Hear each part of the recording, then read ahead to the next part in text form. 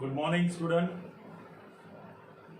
છેલ્લા લેક્ચરમાં આપણે વૈજ્ઞાનિક સંકેત પદ્ધતિનો અભ્યાસ કર્યો હતો. આજના લેક્ચરમાં આપણે આગળ વધીશું. આજે આપણે શીખીશું અર્થસૂચક અંકો, જેને સાર્થક અંકો તરીકે પણ ઓળખવામાં આવે છે. સૌ પહેલા વાત કરીએ અર્થસૂચક અંક એટલે શું, એનો ઉપયોગ ક્યાં થાય, અને બીજું વાત કરીશું આપણે અર્થસૂચક અંકો નક્કી કરવા માટેના નિયમો. તો સૌ પહેલા વાત કરીએ અર્થસૂચક અંકની વ્યાખ્યા. આપેલ સંખ્યાના ચોક્કસ અર્થપૂર્ણ આંક એટલે અર્થસૂચક આંક. આ એની વ્યાખ્યા કહી શકાય કે આપેલી કોઈ પણ સંખ્યામાં જે ચોક્કસ અર્થપૂર્ણ અંકો છે એને અર્થસૂચક અંક કહેવામાં આવે છે, જેનો ઉપયોગ પ્રાયોગિક કે ગણતરી કરીને મેળવેલા જે મૂલ્ય છે એમાં રહેલી અનિશ્ચિતતા એટલે કે ખામી એને અર્થસૂચક અંકોની સંખ્યા દ્વારા દૂર કરી શકાય, એનો ઉપયોગ કરીને દર્શાવી શકાય. હવે વ્યાખ્યામાં એવું હતું કે ચોક્કસ અર્થપૂર્ણ અંક, જુદા જુદા અંકો, એનો ઉપયોગ આપણે સંખ્યા લખવા માટે કરીએ છીએ, પણ એ અંકો એના ચોક્કસ સ્થાનને કારણે એક ચોક્કસ મહત્વ ધરાવે છે. દાખલા તરીકે તમે મને એક રકમ આપી કે જેમાં એક એકડો અને 3 શૂન્ય છે. એક મહિના પછી તમે મારી પાસેથી જ્યારે આ પાછી મેળવશો ત્યારે મેં તમને એવું કહ્યું કે હું 1 એકડા અને 4 શૂન્ય વાળી રકમ તમને આપીશ. હવે 1 મહિના પછી જ્યારે તમે મારી પાસે આવે ત્યારે મેં કયા મુજબ 1 એકડો ધરાવતો હોય એવો ચેક લખ્યો અને જેમાં 3 ને બદલે 4 શૂન્ય હોય, તો 4 શૂન્ય આ પ્રમાણે મૂકી દઈએ તો 1 અંક અને 3 શૂન્ય વાળી રકમ તમે મને આપી. હું 1 અંક 1 એકડો અને 4 શૂન્ય વાળી રકમ તમને આપે તો મને કેટલું નુકસાન જશે. પણ જો હું રકમ આ પ્રમાણે લખે તો ચેકમાં રકમ લખી આ રીતે કે 1 અને 3 ને બદલે 4 શૂન્ય, પણ એ શૂન્યને પાછળ લખવાને બદલે જો આગળ લખીશું તો હવે આની કિંમત કેટલી થઈ જશે? માત્ર 1 રૂપિયો. તો દરેક આ શૂન્ય જે છે એ એનું મહત્વ ધરાવે છે જ્યારે એ 1 ની પાછળ હોય છે ત્યારે, પણ જો એ જ શૂન્યને આપણે આગળ મૂકીએ ત્યારે એનું મહત્વ ઓછું થઈ જાય છે. તો અર્થસૂચક અંકોમાં આ જ પ્રમાણે આપણે કયા અંક અર્થસૂચક છે, જેમ કે અહીંયા શૂન્ય અર્થસૂચક છે, આમાં શૂન્ય અર્થસૂચક નથી. તો એવા કેટલાક ઉદાહરણ આપણે શીખીશું. હવે આપણે વાત કરીએ અર્થસૂચક અંકો નક્કી કરવા માટેના નિયમની. પહેલા એક ઉદાહરણ સમજીએ. દાખલા તરીકે 24.3 કિલોગ્રામ દળ, એક પદાર્થ જેનું દળ છે 24.3 કિલોગ્રામ. એનો અર્થ એવો થાય જ્યારે આપણે કોઈને કહીશું ત્યારે શું કહીશું કે એનું દળ 24 કિલોગ્રામ છે અથવા 25 કિલોગ્રામ છે. એ વખતે આપણે પૂર્ણાંક જે છે 24 એને ધ્યાનમાં લઈશું, એનું મૂલ્ય નિશ્ચિત છે, પણ પાછળ આપેલ અપૂર્ણાંક એને આપણે ધ્યાનમાં લેતા નથી, એનું મૂલ્ય અનિશ્ચિત છે એવું કહેવાય. તો એ વખતે આપણે એક અંકને છોડીને સંખ્યા બોલીએ છીએ ત્યારે એ સંખ્યા પ્રમાણે એમાં છેલ્લા અંકની અનિશ્ચિતતા ±1 હોય. ધારો કે આપણા ટકા 75.5 હોય તો આપણે 75 કહીશું અથવા 76 કહીશું, તો એ ત્રુટિ અથવા અનિશ્ચિતતા કહેવાય. આવી અનિશ્ચિતતાના નિવારણ માટે સંખ્યાને કેવી રીતે અર્થપૂર્ણ બનાવી શકાય, કયા અંકો અર્થસૂચક ગણી શકાય, એના કેટલાક નિયમો છે જે 7 જેટલા નિયમોનો અભ્યાસ આપણે કરીશું. બરાબર ધ્યાનથી સમજજો. દરેક નિયમ એ ચોક્કસ ઉદાહરણથી તમે ધ્યાનથી સમજી શકશો. તો વાત કરીએ આપણે પ્રથમ નિયમ, અર્થસૂચક અંક નક્કી કરવાના નિયમોની વાત કરીએ. ખૂબ જ અગત્યનો ટોપિક છે, મોસ્ટ ઇમ્પોર્ટન્ટ. તો બરાબર ધ્યાન આપજો. નિયમ નંબર 1 ની વાત કરીએ. પ્રથમ નિયમ, અર્થસૂચક અંક નક્કી કરવાનો પ્રથમ નિયમ છે શૂન્ય સિવાયના, એટલે શૂન્ય સિવાયના અંકો 1 2 3 4 5 6 7 8 9, આ શૂન્ય સિવાયના જે અંકો છે 1 થી 9 એને શૂન્યેતર અંકો કહીશું.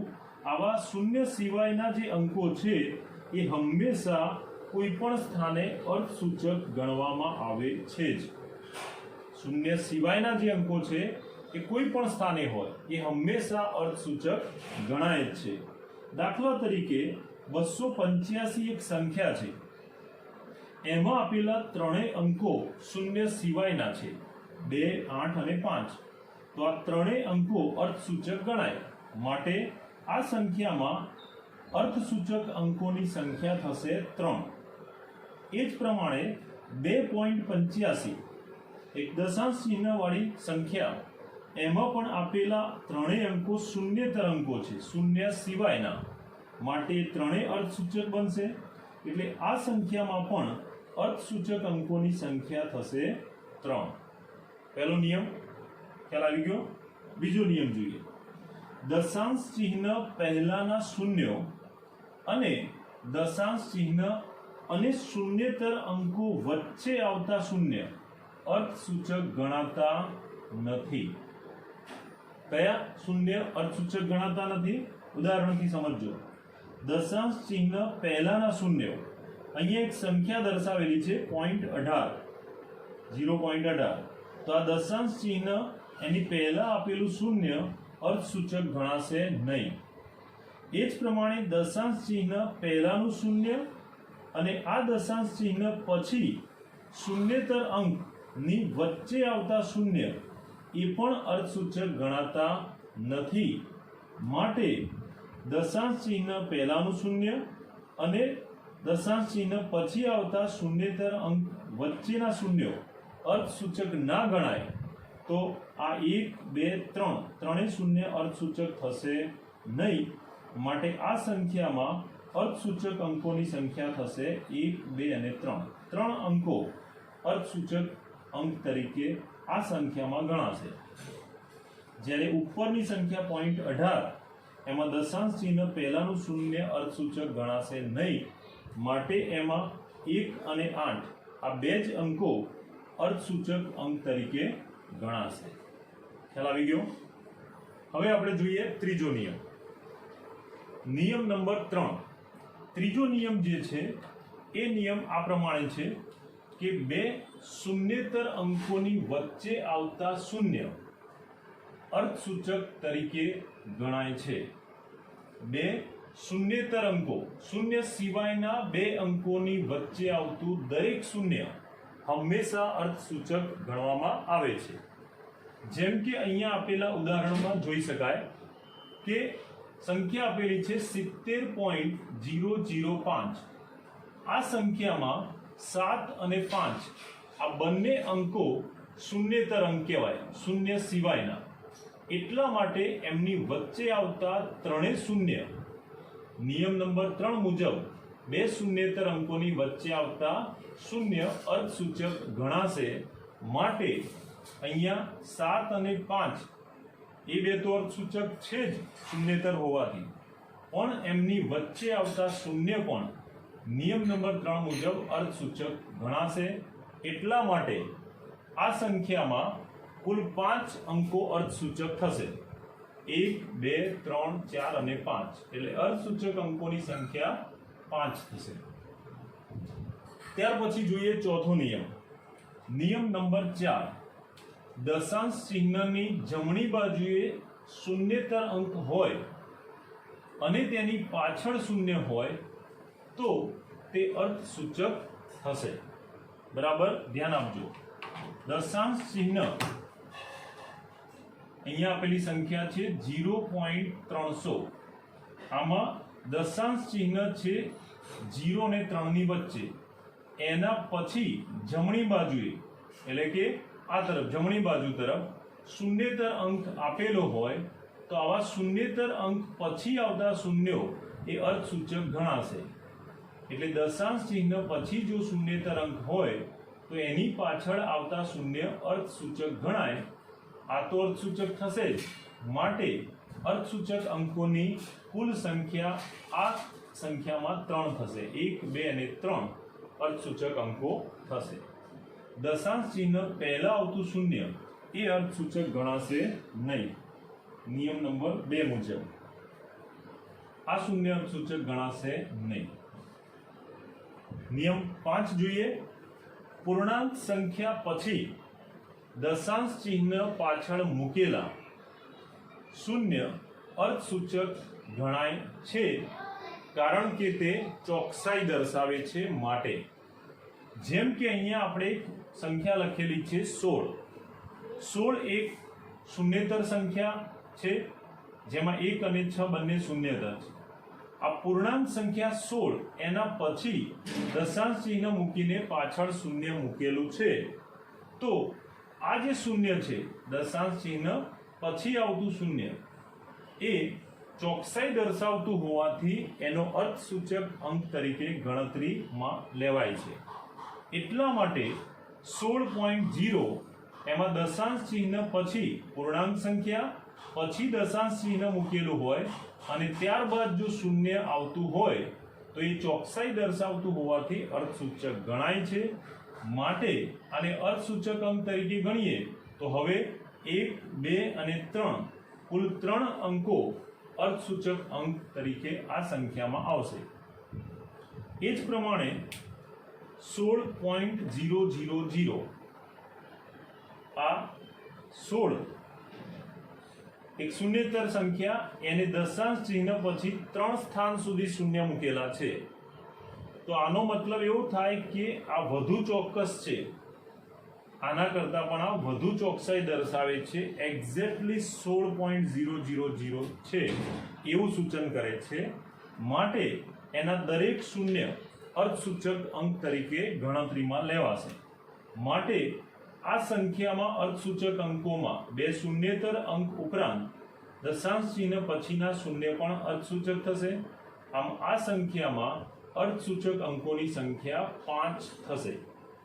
1, 2, 3, 4, 5. છઠ્ઠો નિયમ જોઈએ. પૂર્ણાંક સંખ્યામાં રહેલા શૂન્ય સિવાયના જે અંક છે એ હંમેશા અર્થસૂચક ગણાય છે, પણ ત્યાર પછી આવતા શૂન્ય એ અર્થસૂચક ગણાતા નથી. જેમ કે 301 પૂર્ણાંક સંખ્યા છે. આ 301 પૂર્ણાંક સંખ્યા છે જેમાં આવેલો 3 કે જે શૂન્યેતર અંક કહેવાય એ અર્થસૂચક ગણાશે, પણ પાછળ આપેલા શૂન્ય અર્થસૂચક ગણાશે નહીં. માટે 300માં અર્થસૂચક અંકની સંખ્યા 1 જ થશે. કયો અંક? તો 3. શૂન્ય અર્થસૂચક ગણાતો નથી.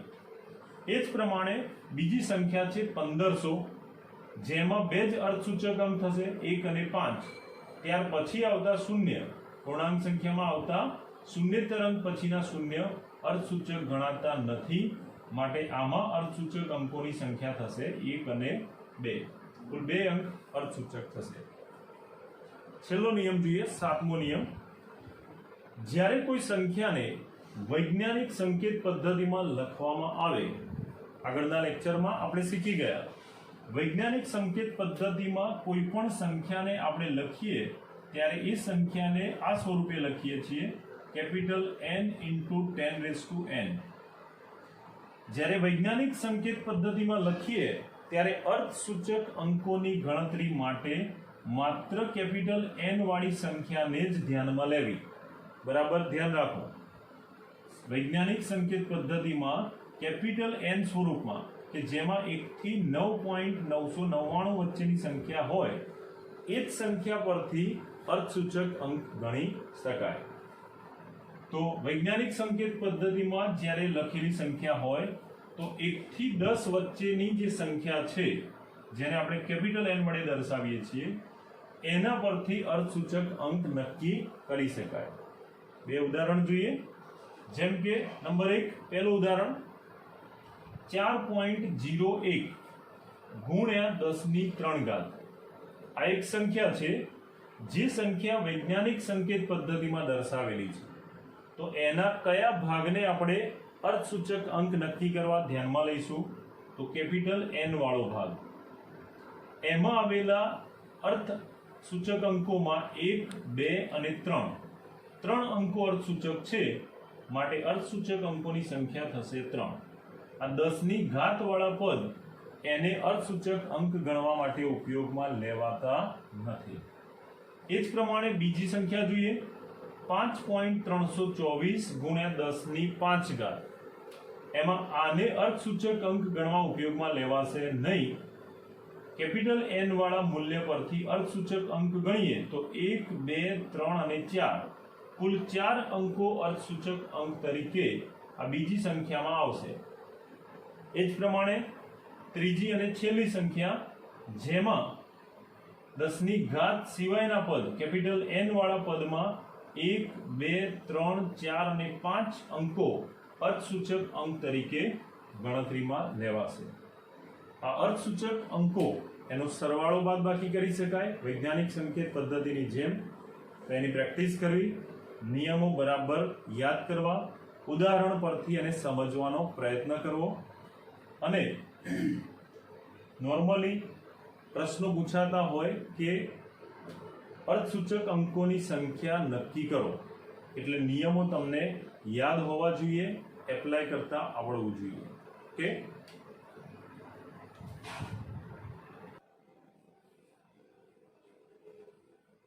હવે આપણે અર્થસૂચક અંકોના સરવાળા, બાદબાકી, ગુણાકાર વિશેની વાત કરીએ. તો અર્થસૂચક અંકોના સરવાળા બાદબાકી કરતી વખતે કુલ 2 નિયમો ધ્યાનમાં રાખવા. સરવાળા બાદબાકી માટેનો નિયમ અહીંયા દર્શાવેલો છે. એ મુજબ આપણે સરવાળો બાદબાકી જોઈશું અને ગુણાકાર માટેના નિયમ પરથી ગુણાકાર કેવી રીતે કરી શકાય એની વાત કરીએ. તો સૌ પહેલા વાત કરીએ આપણે નિયમ જે સરવાળા બાદબાકી માટેનો છે. અર્થસૂચક અંકોના સરવાળા બાદબાકીમાં નિયમ બરાબર સમજજો.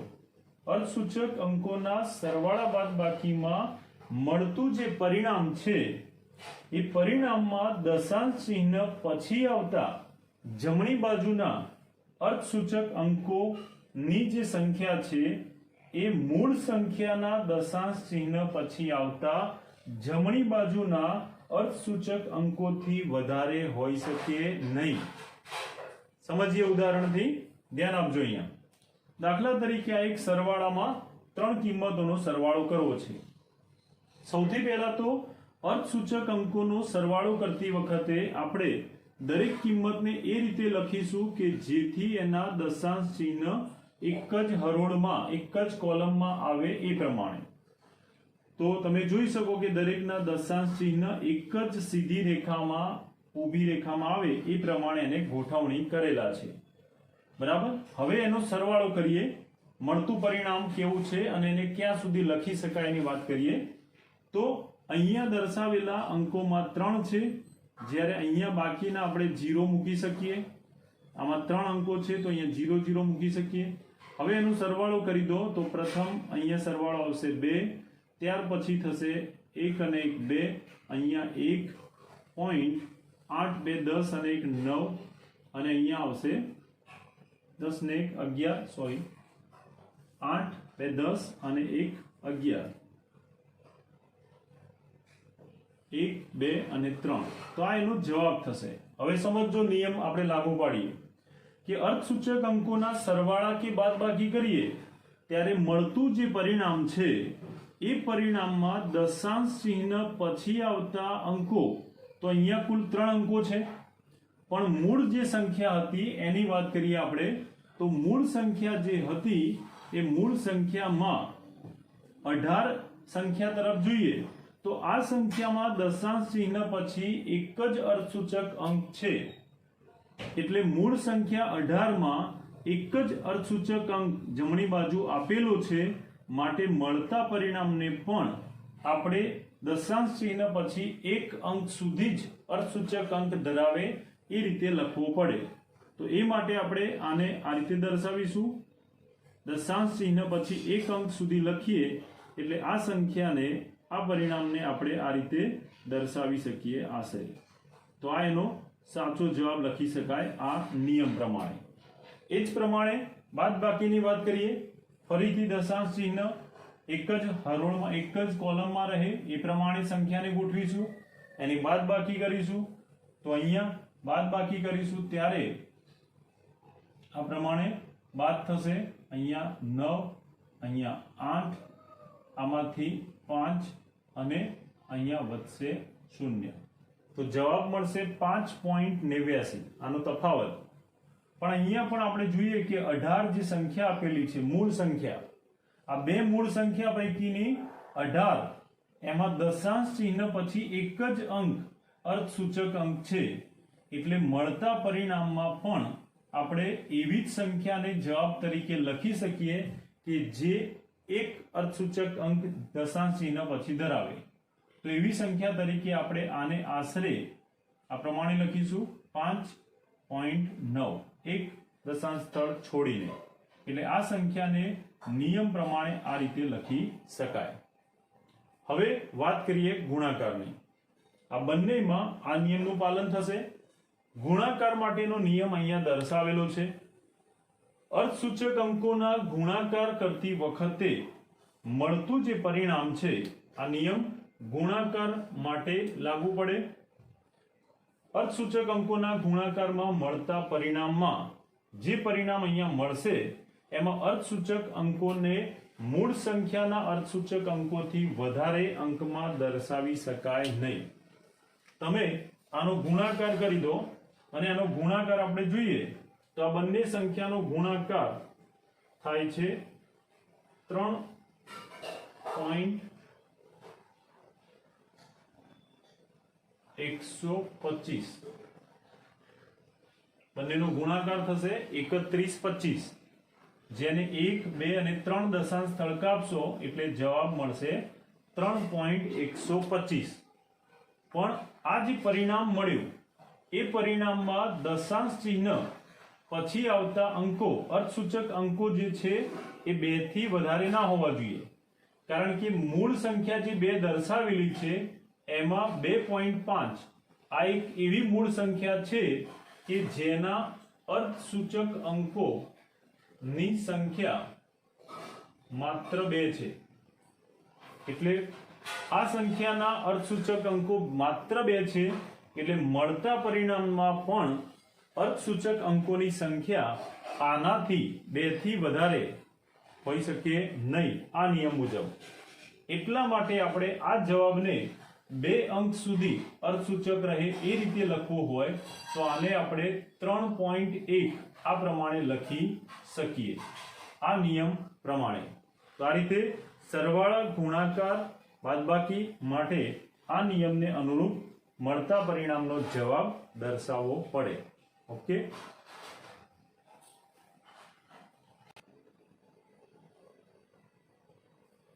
હવે અર્થસૂચક અંકોના સરવાળા, બાદબાકી, ગુણાકાર કે ભાગાકાર કરવામાં આવે ત્યારે સંખ્યાના સન્નિકટન એટલે તેને સંક્ષિપ્તમાં લખવાની રીત માટે કેટલાક ધ્યાનમાં રાખવાના મુદ્દાઓ આપણે નિયમ સ્વરૂપે જોઈશું.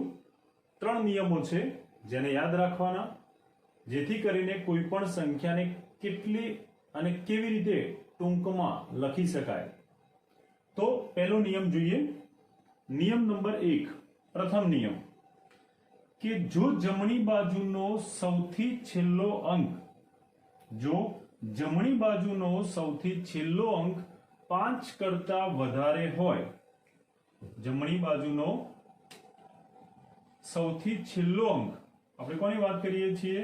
છેલ્લા અંકની 5 કરતા વધારે હોય, જેમ તો તેને દૂર કરીએ ત્યારે તેની આગળના અંકમાં 1 ઉમેરવો, ત્યારે તેની આગળના અંકમાં 1 ઉમેરીને લખવું પડે છે. જેમ કે અહીંયા દર્શાવેલ ઉદાહરણથી નિયમ સમજીએ.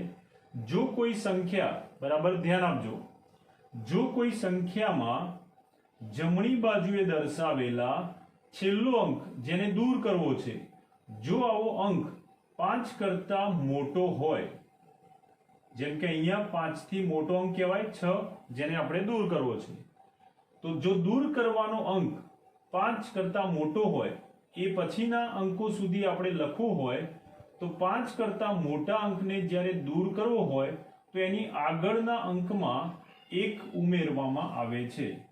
તેની આગળનો અંક એટલે 8, એમાં 1 ઉમેરવો પડે જો આપણે આ ના લખવો હોય. એટલે આને છોડી દઈએ તો અહીંયા 1 ઉમેરવો પડે, એટલે આ 8 વત્તા 1 કેટલા થઈ જશે? 9.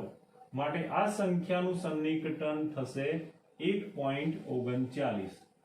5 થી મોટા અંકને દૂર કરીએ તો આગળના અંકમાં 1 ઉમેરવો પડે, ત્યારે એનું સન્નિકટન આ પ્રમાણે લખી શકાય. બરાબર, આગળ વધીએ. બીજો નિયમ, જો જમણી બાજુ આવેલો છેલ્લો અંક જેને આપણે દૂર કરવો છે એ 5 કરતા ઓછો હોય, છેલ્લો અંક જેને દૂર કરવો છે કેવો હોય? 5 કરતા ઓછો હોય, નાનો હોય. આ 5 કરતા મોટો અથવા વધારે હોય, આ 5 કરતા ઓછો અંક હોય જે દૂર કરવાનો છે, તો એને જ્યારે દૂર કરવામાં આવે ત્યારે આગળના અંકમાં કોઈ પણ પ્રકારનો ફેરફાર થતો નથી. કોઈ ફેરફાર થશે નહીં જ્યારે દૂર કરવાનો અંક 5 થી નાનો હશે. ઉદાહરણથી સમજીએ, ધ્યાન આપજો. ધારો કે આ સંખ્યા છે, એમાં આપણે આ છેલ્લો અંક એને દૂર કરી માત્ર 3 અંક સુધી લખવો છે સન્નિકટન. તો દૂર કરવાનો જે અંક છે એ 5 થી નાનો છે. દૂર કરવાનો થતો અંક એ 5 કરતા નાનો છે. અહીંયા આ અંક 5 થી નાનો કહેવાય. જો દૂર કરવાનો અંક 5 થી નાનો હોય તો આગળના અંકમાં કશું ઉમેરવાની જરૂર નથી.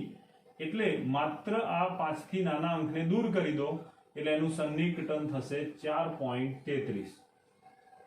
આમ દૂર કરવાનો અંક 5 થી નાનો હોય તો આગળના અંકમાં કોઈ ફેરફાર કરવાની જરૂર નથી. એટલે એને આ પ્રમાણે સન્નિકટન દર્શાવી શકાય. ત્રીજો નિયમ, જે કુલ 2 ભાગમાં જોઈશું. જો જમણી બાજુનો છેલ્લો અંક 5 જ હોય, જમણી બાજુનો છેલ્લો અંક જો 5 હોય, આ 5 કરતા વધારે હતો, આ 5 કરતા ઓછો હોય એનો નિયમ હતો. પણ ધારો કે દૂર કરવાનો અંક પોતે 5 જ હોય તો શું કરવું? તો જો છેલ્લો દૂર કરવાનો અંક 5 હોય તો એની આગળનો અંક એકી છે કે બેકી એના આધારે એનું સન્નિકટન લખી શકાય. તો જો છેલ્લો અંક 5 હોય તો નિયમ 3.1, તેની પહેલા આવતો 5 પહેલાનો જે અંક છે એ જો બેકી હોય તો 5 દૂર કરીએ ત્યારે આગળના અંકમાં કોઈ ફેરફાર થશે નહીં જો 5 ની આગળનો અંક બેકી હોય. દાખલા તરીકે આ એક સંખ્યા છે, એમાં છેલ્લો અંક જે દૂર કરી અને આપણે 2 અંક સુધી સન્નિકટન દર્શાવવું છે, તો આ છેલ્લો દૂર કરવાનો અંક 5 છે અહીંયા નિયમ 3 મુજબ. પણ એની આગળ આપેલો અંક એ બેકી સંખ્યા કહેવાય. તો આ નિયમ 3.1 નિયમ મુજબ 5 ની આગળનો અંક જો બેકી હોય તો 5 દૂર કરીએ ત્યારે કોઈ ફેરફાર થશે નહીં. એટલે માત્ર આને દૂર કરવાનું થશે, આગળ કોઈ ફેરફાર કરવાનું રહેશે નહીં. માટે એનું સન્નિકટન થશે 6.2. એમનું એમ કોઈ પણ ફેરફાર થશે નહીં જો 5 ની આગળનો અંક બેકી હોય તો. બીજી શક્યતા, જો જમણી બાજુનો છેલ્લો અંક 5 હોય પરંતુ તેની પહેલાનો જો અંક એ બેકી નહીં પણ એકી અંક હોય, 1, 3, 5, 7 એકી અંક હોય, 5 ની આગળ આવતો અંક, તો જ્યારે 5 દૂર કરીએ ત્યારે આગળના અંકમાં 1 ઉમેરીને લખો. જો એકી હોય તો ઉમેરો, બેકી હોય તો ફેરફાર નહીં થાય. જેમ કે અહીંયા આપેલી સંખ્યામાં 6.35 માં 5 જે જમણી બાજુનો છેલ્લો અંક એને આપણે દૂર કરવો છે. પણ આ દૂર કરીશું ત્યારે એની આગળ આવેલા અંક 3 છે, જે 3 એટલે કેવો અંક કહેવાશે? એકી અંક કહેવાય. અને એકી હોય તો 5 દૂર કરીએ એટલે આગળનામાં 1 ઉમેરવો પડે. જો આને દૂર કરીએ તો આગળનો અંક એકી હોવાથી એમાં 1 ઉમેરવો પડે, તો 3 અને એમાં 1 ઉમેરો એટલે આ થઈ જશે 4. માટે સન્નિકટન જવાબ થશે 6.4. તો આ પ્રમાણે નિયમ યાદ રાખીને કોઈ પણ સંખ્યાને કેવી રીતે સન્નિકટન કરી શકાય, ટૂંકમાં લખી શકાય, ક્યારે એક ઉમેરવો અથવા ક્યારે નહીં ઉમેરવાનું, એના માટે આ 4 નિયમ બરાબર તૈયાર કરી દેવા. Okay, thank you.